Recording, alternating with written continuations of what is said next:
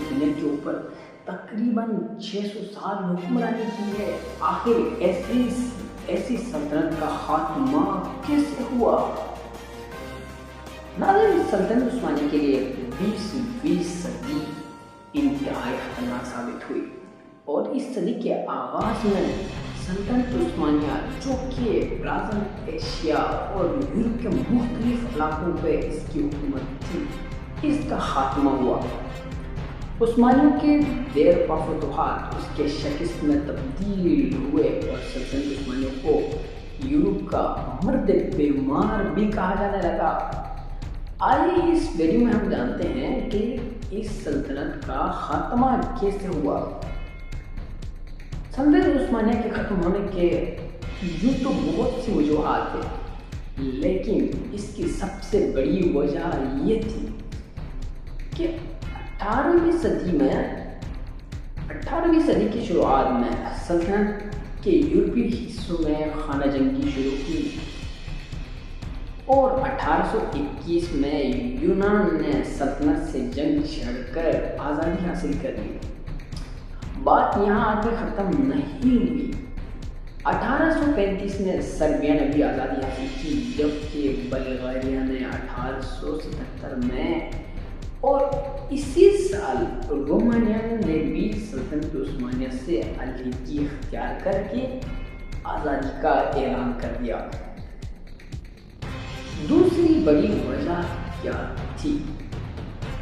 1826 میں سلطان محمود ثانی نے یہ بھانپ لیا تھا کہ سلطنت کو ایک مضبوط فوج کی ضرورت ہے جو کہ یورپی فوج کے طرز عمل پر ہو، لیکن یہ بات ان کے ینجیری فوجوں کو بالکل پسند نہیں آئی اور انہوں نے بغاوت شروع کر دی۔ اس پر سلطان نے اپنی یورپی فوج کو بلا کر ینجیری افواج پر گولیاں برسائی، اور جو ینجیری افواج بچے تھے، سپاہی بچے تھے، ان کو پھانسی دیا گیا۔ اس طرح ینجیری افواج کا بھی خاتمہ ہوا۔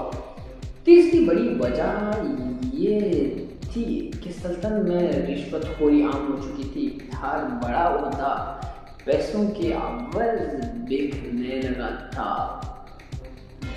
اور یہاں تک کہ عدل کا نظام بھی درہم برہم ہو چکا تھا۔ چوتھی بڑی وجہ یہ تھی کہ 1876 میں عثمانی پارلیمنٹ کی بنیاد رکھی گئی۔ سلطنت نے اس کے قیام کے صرف 2 سال بعد اس وقت کے سلطان نے اس کو ختم کر دیا، لیکن اسی پارلیمنٹ کی بنیاد 1908 میں ترک نوجوان تحریک نے دوبارہ سے بحال کر دیا، اور یہی پارلیمنٹ سلطان کی معزولی کا بھی سبب بنی۔ پانچویں بڑی وجہ سلطنت کا روس کے ساتھ کرینیا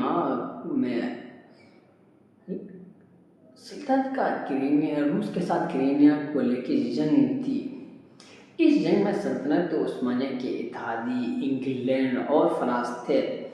1853 سے 1866 تک کرینیا نے جنگ میں سلطنت نے فتح حاصل کی، لیکن یہ بات یہاں تک محدود نہیں ہوئی۔ اس کے بعد 1876 میں سلطنت عثمانیہ کے ساتھ کرینیا کے معاملے میں ایک بار پھر سے جنگ ہوئی، جس کے نتیجے میں سلطنت عثمانیہ سے بہت سے علاقے چھین گئے، جس میں کرینیا، مولڈوویا، جس میں کرینیا اور مختلف بہت سے علاقے سلطنت سے چھین گئے۔ مسلسل جنگوں کی وجہ سے سلطنت عثمانیہ دیوالیہ ہو چکی تھی۔ یہی وجہ ہے کہ دنیا کی طاقتور ترین سلطنت عثمانیہ نے پہلی بار 1854 میں یورپ سے قرضہ لیا تھا، اور 1876 میں سلطنت عثمانیہ بینک 1854 میں یورپ سے قرضہ لیا تھا، اور 1876 میں سلطنت عثمانیہ بینکرپٹ ہو چکے تھے۔ ان کی سب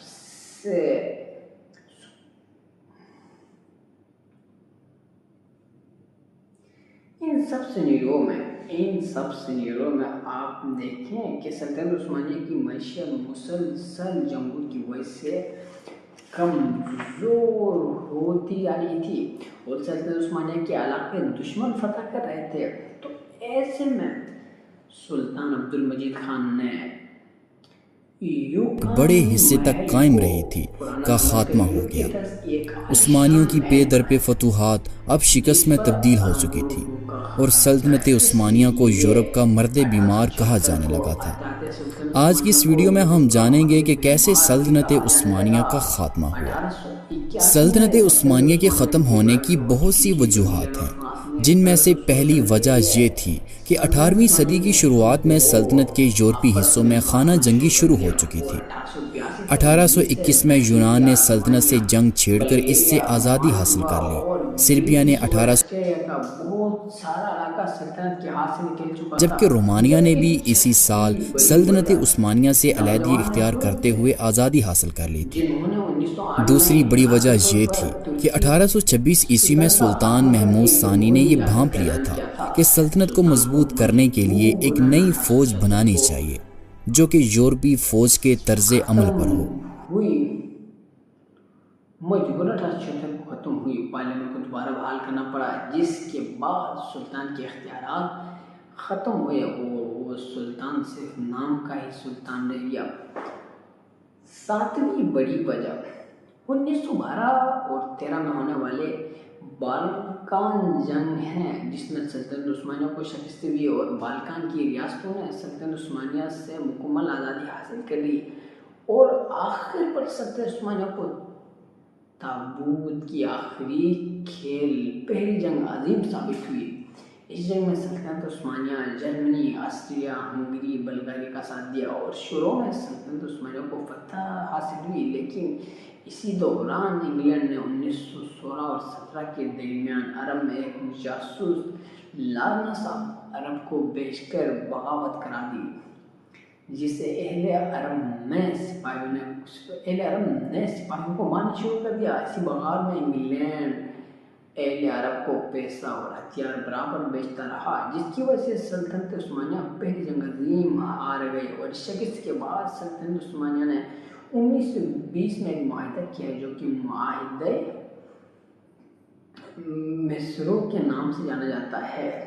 اس معاہدے کے تحت سلطنت عثمانیہ نے ٹکڑے ٹکڑے کر دیے، جس کی وجہ سے عوام میں خوب غم اور غصہ چھایا گیا اور 1920 میں مصطفیٰ کمال پاشا نے اقتدار کو اپنے ہاتھوں میں لیتے ہوئے بہت سے حصوں کو واپس فتح کرتے ہوئے سلطنت عثمانیہ کا خاتمہ کر دیا اور جمہوری ترکی کی بنیاد رکھی۔ نومبر 1920 میں مصطفیٰ کمال اتاتورک نے آخری سلطان محمد وحید الدین کو خلافت کا خاتمہ کرتے ہوئے انہیں ملک بدر کر دیا اور یوں 600 سال سے زیادہ حکومت کرنے والی سلطنت عثمانیہ کا خاتمہ ہوا۔